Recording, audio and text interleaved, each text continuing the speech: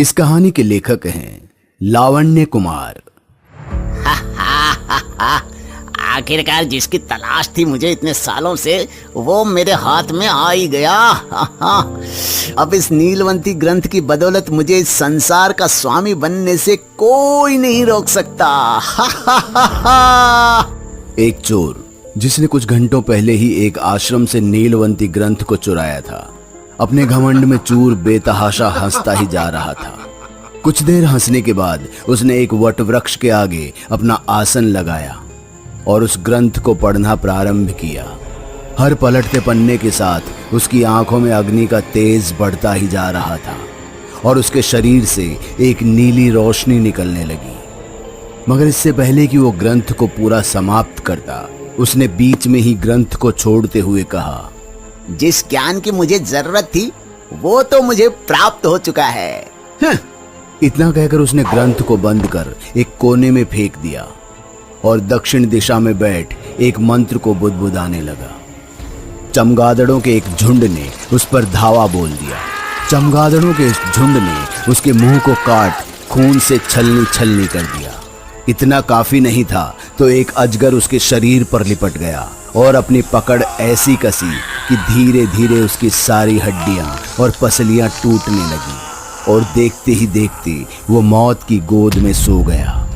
दरअसल जिस किताब को उस चोर ने किनारे पर फेंका था, वो बेहद ही खतरनाक नीलवंती ग्रंथ थी, जिसके काले और गहरे राज बहुत ही कम लोग जानते हैं और भारत में इस ग्रंथ पर प्रतिबंध लगा हुआ है।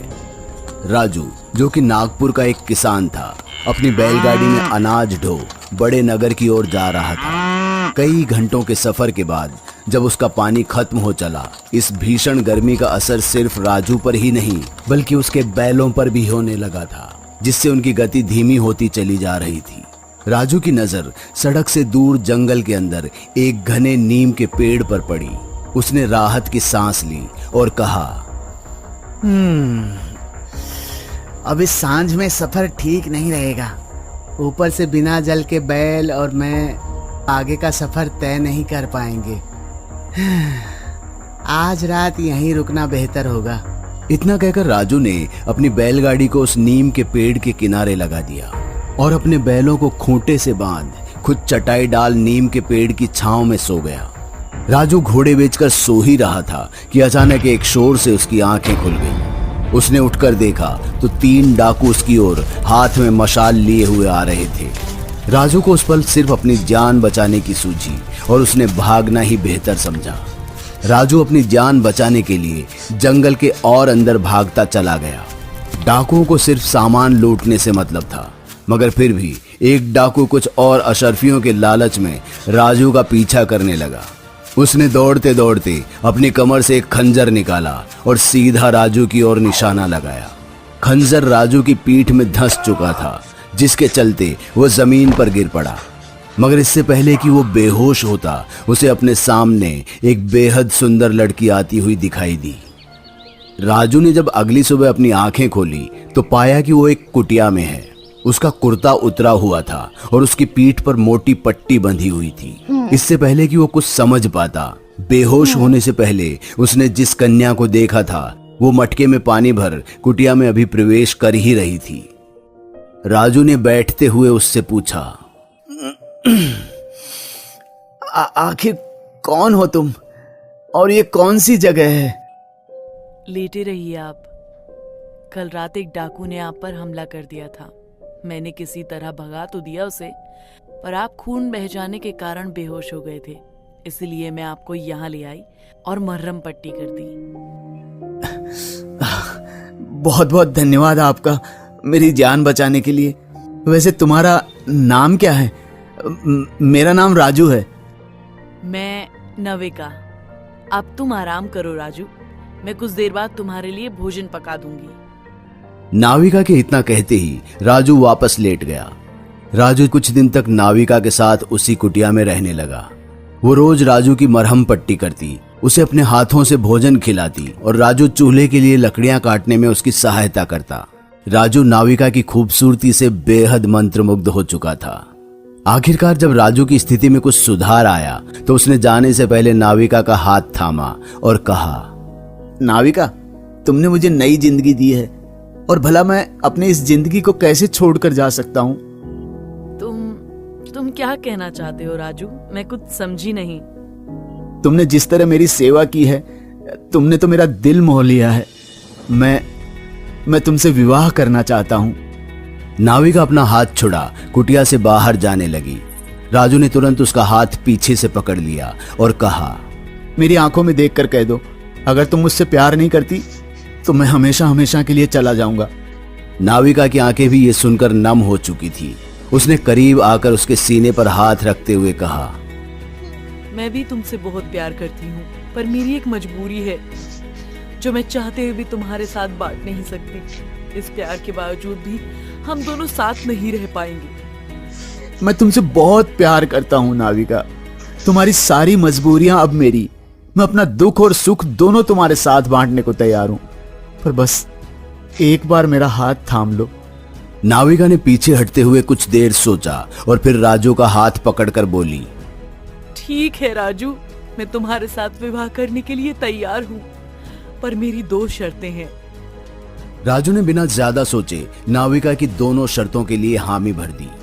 पहली शर्त थी कि राजू नाविका के साथ उसी कुटिया में रहेगा और बाहर की दुनिया से सारे रिश्ते नाते तोड़ लेगा, और दूसरी ये कि वो उससे कभी ये नहीं पूछेगा कि वो रात को कहां जाती है।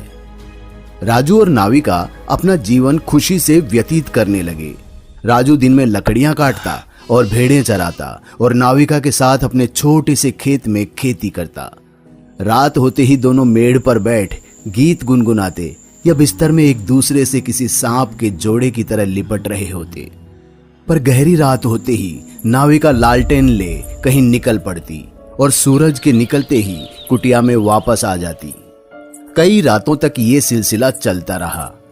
एक रात जब राजू से रहा नहीं गया तो वो कंबल ओढ़ उसका पीछा करते हुए जंगल की ओर चल दिया। नाविका जैसे ही एक वट वृक्ष के निकट पहुंची, उसने एक मंत्र बुदबुदाया और देखते ही देखते उसके रूप में कुछ बदलाव आ गया। वो किसी स्वर्ग सी सुंदर अप्सरा सी दिखने लगी। राजू इससे पहले इस सच को हजम कर पाता, अचानक उसकी नजर एक तांत्रिक पर गई जो नाविका की तरफ ही जा रहा था। उसने नाविका से कुछ कहा, मगर राजू दूर होने के कारण ठीक से सुन नहीं पाया। तांत्रिक अपनी बात पूरी कर वहां से गायब हो गया, जिसे देख राजू हक्का बक्का रह गया। बहरहाल उसने अपना होश संभाला और फिर से नाविका का पीछा किया, जो अब एक शमशान घाट में एक हवन कुंड में मंत्र बुदबुदाते हुए घी की आहुतियां लगा रही थी। आखिरी आहुति के बाद उसने पिंजरे में कैद एक काली बिल्ली का सिर काट उसके रक्त की बलि चढ़ा दी। बिल्ली के रक्त की बलि चढ़ते ही उसके सामने एक बहुत ही मोटा और भारी भरकम ग्रंथ अवतरित हुआ, जिसे नाविका ने आदर पूर्वक अपने दोनों हाथों से पकड़ा और उसमें कुछ लिखना शुरू किया। ये देख राजू के होश ठंडे पड़ गए और वो तुरंत अपनी कुटिया की ओर दौड़ पड़ा। राजू जो पिछले 2 घंटे से डर के मारे कांप रहा था, नाविका को आते देख उससे आंखें चुराने लगा। नाविका को एहसास हुआ कि शायद राजू कुछ बेचैन सा है। उसने राजू के सर पर हाथ रखकर देखा तो उसे तपिश महसूस हुई।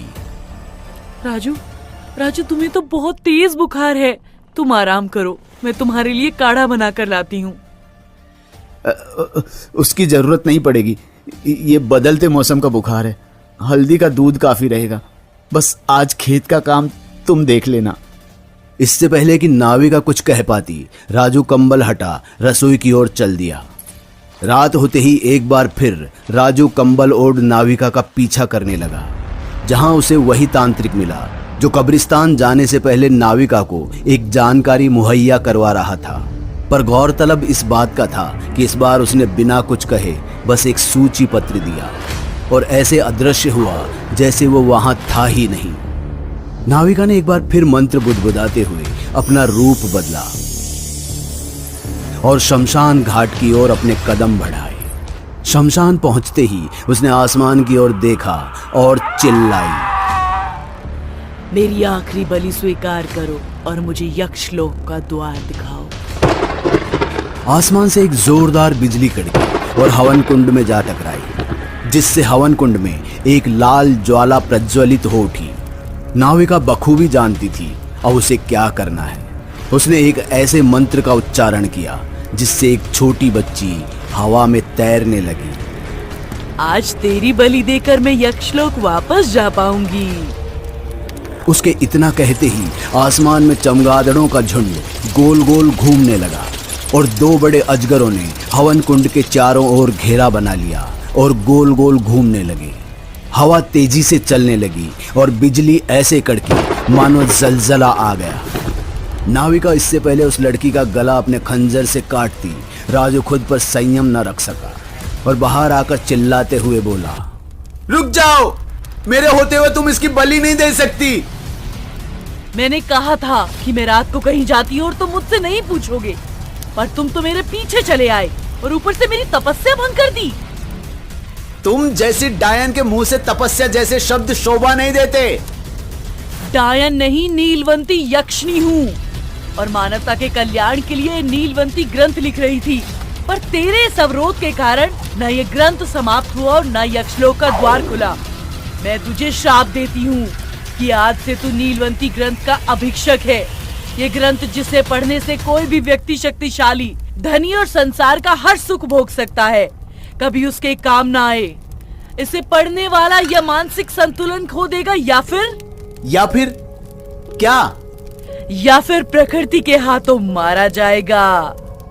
ये श्राप दे नीलवंती यक्षिणी राजू की आंखों से ओझल हो गई। उस हादसे के बाद राजू ने अपने गांव में आप बीती भी बताई, पर किसी ने उस पर विश्वास नहीं किया। समृद्धि की भूख रखने वालों ने कई दफा इस नीलवंती ग्रंथ का फायदा उठाना चाहा, पर उन्हें मिला तो आजीवन पागलपन या फिर मौत। राजू ने अंततः ब्रह्मचर्य धारण कर लिया और पिछले 300 सालों से इस नीलवंती ग्रंथ के साथ एक आश्रम में जीवन व्यतीत कर रहा है और शायद करता रहेगा।